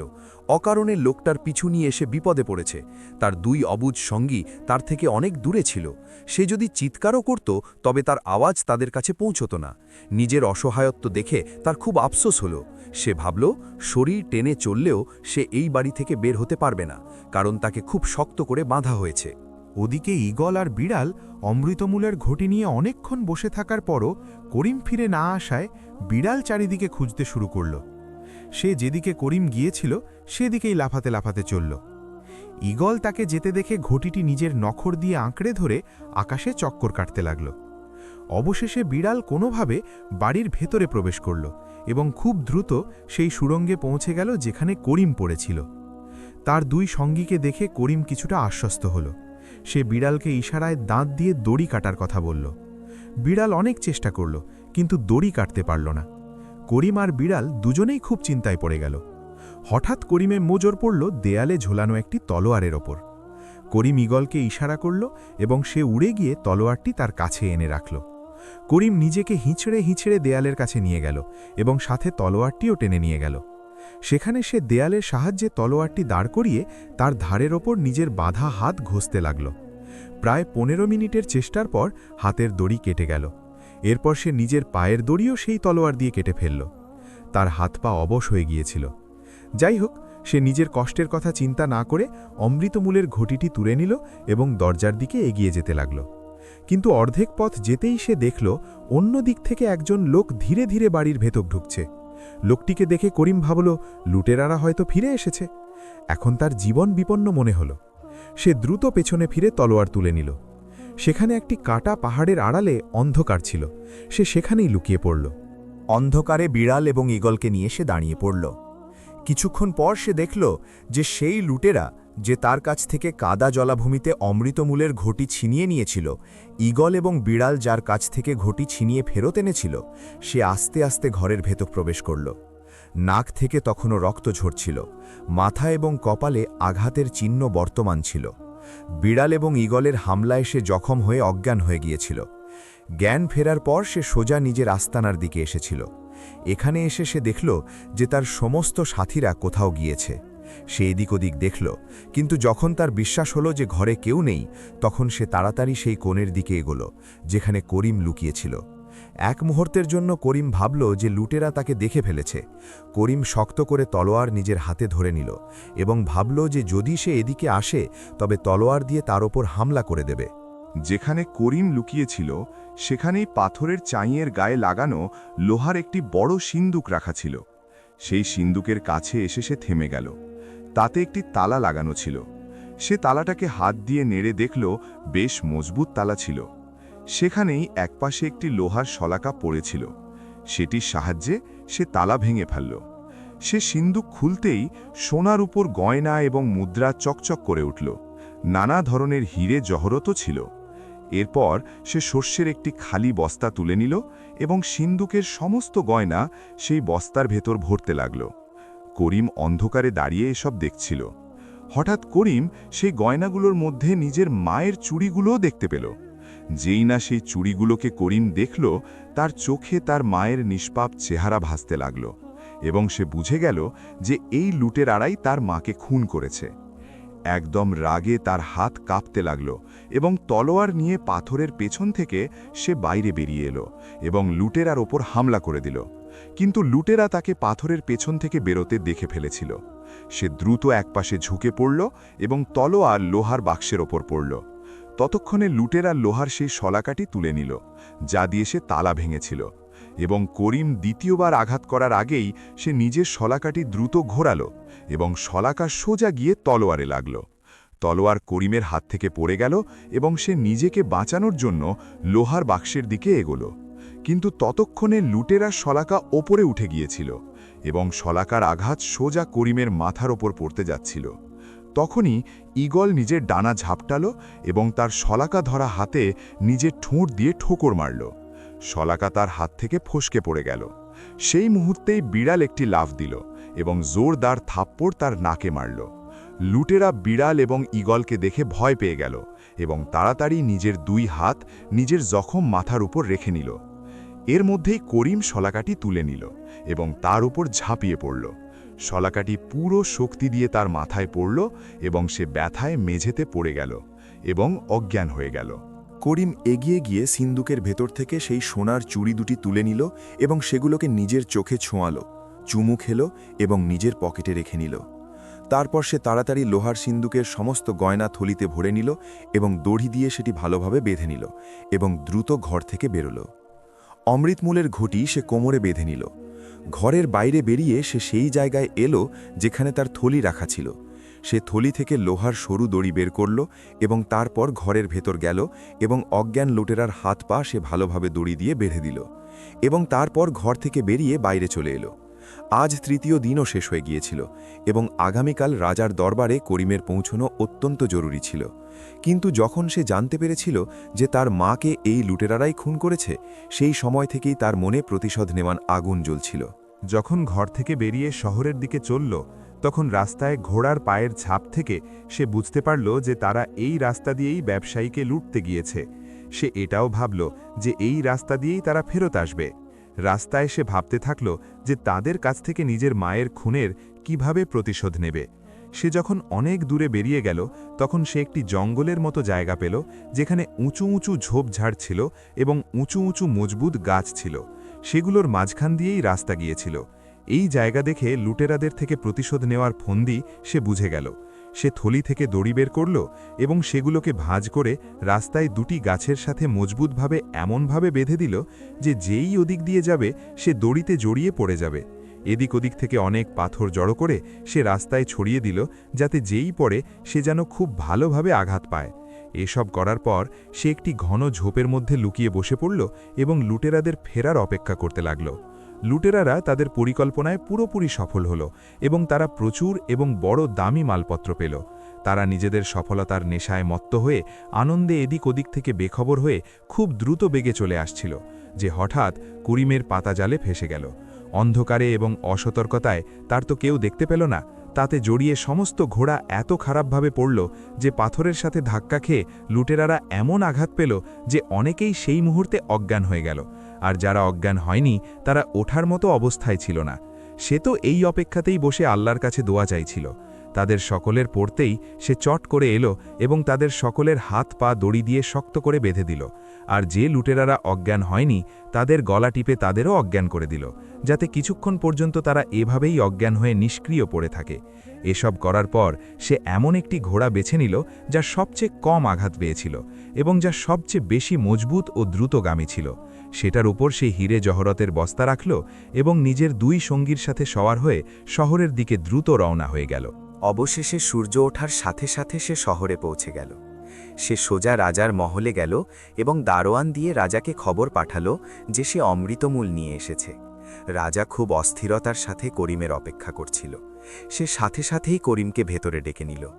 করিম নিজের সফলতায় এতটা খুশি ছিল যে তার মহলের আদব কায়দার কথাও খেয়াল থাকল না। সে প্রথমেই রাজাকে ঘটিটি পেশ করল এবং বলল যে এতে অমৃতমূল আছে। এরপর সে তাড়াতাড়ি লুটেরাদের গল্প বর্ণনা করল এবং হাত জোড় করে অনুরোধ করল যে হুজুর, তাদের গ্রেপ্তারের জন্য এখনই সিপাহীদের পাঠিয়ে দিন। রাজা সাথে সাথেই নিজের সবচেয়ে বড় হাকিমকে ডেকে তাকে অমৃতমূল দিল এবং রানীর চিকিৎসার নির্দেশ দিল। এরপর লুটেরাদের গ্রেপ্তারের জন্য করিমের বলে দেওয়া ঠিকানায় অনেক সিপাহীকে রওনা করিয়ে দিল। মহলের লোকেরা দেরি করে ঘুমাতে অভ্যস্ত ছিল, কিন্তু অমৃতমূলের খুশিতে পুরো মহল জেগে উঠল এবং সমস্ত লোকেরা করিমকে দেখার জন্য জমায়েত হল। করিম কিছু খাওয়া দাওয়া করার পর যখন একটু স্বস্তি পেল, তখন সে বিস্তারিতভাবে মূল হাসিল করার এবং লুটেরাদের সাথে লড়াইয়ের গল্প শোনাল এবং তাদের ঘর থেকে যে গয়না ও জহরত পাওয়া গিয়েছিল সেগুলো সে রাজাকে দেখালো। সেই গয়নাগুলোর মধ্যে একটি খুব সুন্দর হার এবং একটি খুব দামি খঞ্জর ছিল। যখন রাজার সেগুলোর ওপর নজর পড়ল, তখন সে সেগুলো তুলে নিল এবং মনোযোগ দিয়ে দেখতে লাগল। সেগুলো দেখে তার অদ্ভুত অবস্থা হলো। সে সেগুলোতে বারবার চুমু খাচ্ছিল এবং অস্থিরতার সাথে পায়চারি করতে লাগছিল। তার এই অবস্থা দেখে লোকেরা খুব অবাক হলো এবং তারা বুঝতে পারছিল না যে এই অস্থিরতার কারণ কি। সেই সময় দরবার মুলতবি করে দেওয়া হলো এবং ঘোষণা করা হলো যে সন্ধ্যায় আবার দরবার বসবে। সন্ধ্যায় পুনরায় দরবার বসল। সেই সময়ের মধ্যে সমস্ত লুটেরাকে গ্রেপ্তার করে নিয়ে আসা হয়ে গিয়েছিল। ভরা দরবারে তাদের হাজির করার নির্দেশ দেওয়া হলো। যখন তাদের রাজার সামনে পেশ করা হলো, তখন সেই হার এবং খঞ্জর, যেগুলো লুট হওয়া দামি জিনিসপত্রের মধ্যে থেকে রাজা বের করেছিল, সেগুলো লুটেরাদের সর্দারকে দেখিয়ে সে জিজ্ঞেস করল, এই দুটি জিনিস তোমরা কোথা থেকে এবং কিভাবে পেয়েছিলে? লুটেরারা সেগুলো দেখে থরথর করে কাঁপতে লাগল এবং অনুনয় বিনয় করে ক্ষমা চাইতে লাগল। সর্দার হাত জোড় করে এবং মাথা ঝুঁকিয়ে বলল, 2 মাস আগের কথা, আমরা সুলতান মুলুকে লুট করতে যাচ্ছিলাম। তখন পাহাড়ে শাহজাদা সাহেবকে আমরা একদম একা পেয়ে গিয়েছিলাম। তিনি আমাদের দেখে তলোয়ার দের করে নিলেন এবং আমাদের ওপর হামলা করে দিলেন। আমরাও মোকাবিলা করলাম। সেই লড়াইয়ে শাহজাদা সাহেব মারা গেলেন। আমরা তার খঞ্জর সেখানেই ছেড়ে দিলাম এবং তার এই হার সাথে নিয়ে সুলতান মুলুকে লুট করতে চলে গেলাম। সেখানেই ছেলেটির মা আমাদের লুট করা থেকে খুব আটকাতে চাইল, যার কারণে আমরা তাকে মেরে ফেললাম এবং তার হাত থেকে দুটি চুড়ি বের করে নিলাম, যাই ছেলেটির কাছে আছে। এ কথা শুনে বাদশাহ সালামত রাগে বেসামাল হয়ে গেলেন এবং তিনি বারান্দায় পৌঁছে ঘোষণা করলেন, সাবধান সাম্রাজ্যের বাসিন্দারা, এই লুটেরারা শুধু ধনীদেরই নয়, গরিবদেরও শত্রু। করিমের মা এদের কি ক্ষতি করেছিল তাকেও এরা মেরে ফেলল। এরা আমাদের শাহজাদাকে পাহাড়ে একা দেখে খুন করে দিল, আর না জানি কত খুন এদের তলোয়ার দিয়ে হয়ে থাকবে। অতএব আজ এই সাধারণ দরবারে এই সমস্ত লুটেরাদের কাতল করার নির্দেশ দেওয়া হচ্ছে, যাতে ভবিষ্যতে কেউ এ ধরনের কাজ করার সাহস না করতে পারে। তারপর করিমের দিকে ইশারা করে তিনি বললেন, এই নজওয়ান ছেলেটির কারণে আমাদের ছেলের স্মৃতিচিহ্ন এবং তার লাশ পাওয়া গেল। রানী সাহিবা নিজের কলিজার টুকরোর লাশ দেখে অজ্ঞান হয়ে গিয়েছিল। হাকিম বলেছিল যে তাকে জ্ঞানে ফেরানোর একটাই উপায় আছে, আর তা হলো তাকে অমৃতমূলের রস দেওয়া। সেই মূল হাসিল করা বড় কঠিন কাজ ছিল, কিন্তু এই নজওয়ান নিজের জীবনের ঝুঁকি নিয়ে এই মূল হাসিল করল। সে শুধু অমৃতমূলই হাসিল করল না, বরং এই খাতারনাক লুটেরাদেরও গ্রেফতার করালো এবং তাদের লুট করা কোটি টাকার খাজানাও সহি সালামত আমাদের কাছে পৌঁছে দিল। আমরা এই নওজওয়ানের সাহস এবং সততার প্রশংসা করছি। একটি বিশেষ কথা হল, এই ছেলেটির নাম করিম এবং আমাদের ছেলের নাম ছিল শাহজাদা ফারহান। আজ আমরা একে আমাদের ছেলের নাম দিচ্ছি এবং একে আমাদের ছেলে বানাচ্ছি। আমি অনুভব করছি যে হয়তো সাম্রাজ্যের জন্য এমন একজন অকুতভয়, বাহাদুর, নিডর, উচ্চাকাঙ্ক্ষী এবং সৎ শাহজাদার প্রয়োজন আছে। অতএব আজ এই সাধারণ দরবারে আমি ঘোষণা করছি যে আমার পর এই সাম্রাজ্যের উত্তরাধিকারী এই নওজওয়ানই হবে। একটি কথা আরও জানিয়ে দিতে চাই, শুধু এর নামই আমাদের ছেলের সাথে মেলে না, বরং এর চেহারাও আমাদের ছেলের সাথে মিলে যায়। এখন এর শিক্ষা রাজকীয় কায়দায় হবে এবং আমরা একে এমন যোগ্য বানাবো যাতে দেশের লাগাম এর হাতে এলে সে নিজের প্রজাদের আরামে রাখতে পারে। এরপর রাজা নিজের পাশে একটি খালি চেয়ারে করিমকে বসার ইশারা করল। উজিরে আজম দাঁড়িয়ে সাধারণ দরবার শেষ হওয়ার ঘোষণা করতেই যাচ্ছিলেন যে হঠাৎ একটি বগি এসে থেমে গেল এবং তা থেকে রানী সাহিবা নেমে বাইরে এলেন। সমস্ত লোকেরা আদবের সাথে নিজেদের দৃষ্টি অবনত করে নিল। পুরো জামায়াত চুপ হয়ে গেল। রানী সাহিবা আস্তে আস্তে বারান্দায় পৌঁছলেন। সবাই চুপচাপ দাঁড়িয়েছিল। রানী সাহিবা করিমের কাছে পৌঁছে থেমে গেলেন এবং ভালোবেসে বললেন, আরে আমার ছেলে, তুমি আমাকে ছেলে কোথায় চলে গিয়েছিলে? কথা দাও যে এখন আমাদের ছেড়ে আর কখনো যাবে না, কোথাও যাবে না। এতটুকু বলে তিনি করিমকে জড়িয়ে ধরলেন। রানী সাহিবার মাতৃত্ব দেখে সবার চোখ জলে ভিজে গেল। করিমও তার ভালোবাসা দেখে কাঁদতে লাগল এবং বলল, না রানী সাহিবা, এখন আমি কোথাও যাব না, কখনো যাব না, সর্বদা আপনার সাথে থাকব, আপনার কাছে থাকব। দুজনেই গলা জড়িয়ে কাঁদতে থাকল। তখনই বাদশাহ সালামত তাদের দুজনকেই আলাদা করলেন। রানী সাহিবা পেছনে বসে পড়লেন এবং করিমও নিজের চেয়ারে বসে পড়ল। এরপর উজিরে আজম বাদশাহ সালামত এবং রানী সাহেবাকে তাদের ছেলের প্রত্যাবর্তনে মোবারকবাদ দিলেন। সমস্ত লোকেরা শাহজাদা ফারহান জিন্দাবাদ, শাহজাদা ফারহান জিন্দাবাদ স্লোগান লাগাতে লাগল। যখন স্লোগান শেষ হল, তখন উজিরে আজম ঘোষণা করলেন, এই খুশির সুযোগে বাদশাহ সালামত ফরমান জারি করেছেন যে 3 দিন পর্যন্ত শাহজাহান সাম্রাজ্যের কোনো ঘরে উনুন জ্বলবে না। ধনী গরিব সবাইকেই দাওয়াত দেওয়া হচ্ছে। নিজেদের খাবার 3 দিন পর্যন্ত এখান থেকে নিয়ে যাবেন এবং বাদশাহ ও রানী সাহেবার জন্য দোয়া করবেন। এর সাথেই সাধারণ দরবার শেষ হওয়ার ঘোষণা করা হলো। সমস্ত লোকেরা বাদশাহ সালামত জিন্দাবাদ, শাহজাদা ফারহান জিন্দাবাদ স্লোগান দিতে দিতে নিজেদের ঘরের দিকে রওনা হয়ে গেল। আর বাদশাহ সালামত, রানী সাহেবা এবং করিম একটি রাজকীয় সাওয়ারিতে সাওয়ার হয়ে মহলের দিকে রওনা হলেন। সাওয়ারির পেছনে বিড়াল এবং সাওয়ারির ওপরে ঈগল বসেছিল। এভাবেই নিজের 2 অবলা সঙ্গীর সাথে করিম মহলে আরাম আয়েশের জীবন কাটাতে লাগল। প্রিয় বন্ধুরা, গল্পটি যদি পছন্দ হয়ে থাকে তবে ভিডিওটিতে একটি লাইক অবশ্যই করে দেবেন। আর আপনারা আমাদের ভিডিওগুলো কোথা থেকে দেখছেন, আপনাদের শহর বা গ্রামের নাম কমেন্টে অবশ্যই জানাবেন, যাতে আমরাও তো বুঝতে পারি যে আপনারা কোথা থেকে আমাদের ভিডিওগুলো দেখছেন। এ ধরনের আরও গল্প শোনার জন্য আমাদের চ্যানেল হামাদান ভয়েসকে সাবস্ক্রাইব করে নেবেন। তো দেখা হচ্ছে আরেকটি গল্পে। ততক্ষণ পর্যন্ত আপনারা নিজের এবং আপনজনদের খেয়াল রাখবেন। ধন্যবাদ।